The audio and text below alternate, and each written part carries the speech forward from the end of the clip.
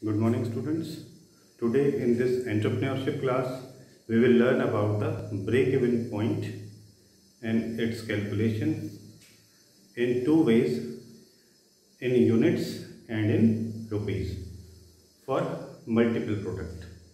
So in this example, we have two products, product A and product B. Their selling price is given, variable cost is given, and sales mix percentage is given. And their total fixed cost is rupees 40,000. So we have to calculate break-even point in units and in rupees. So let's start with the selling price. And the selling price for product A is rupees 30 and for product B is rupees 50.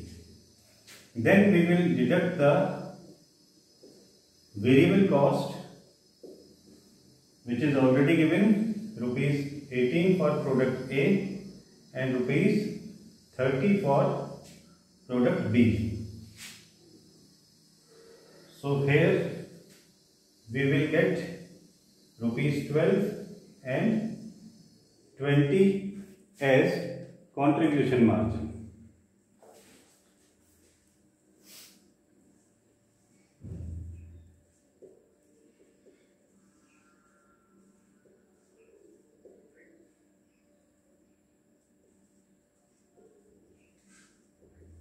So up to this point it is very easy, and then we have the sales mix percentage. We will use this also. The sales mix percentage is given 60% for product A and 40% for product B. So we will calculate the 60% of 12, that is 7.2, and 40% of 20, that is 8, and in total it will be 15.2. After getting the sales mix percentage, we will use the fixed cost, and fixed cost is given, that is 40,000. And we will divide the total of sales mix percentage, that is 15.2, and we will get the amount as 2,632. So it is the total units. Now we will divide them individually. So for product A, we will calculate break-even point in units. So this will be used 2,632 into the percentage, that is 60%, and we will get 1417, and similar for the product B, 2632 into 40%, and that will be 944 units. So the products are rounded off to the nearest point because we cannot produce any product in fractions or points. Then we have to calculate the break-even point in rupees also. So for calculating this, we will multiply the break-even units with the selling price, and here we have 1,417, and the selling price is given as 30.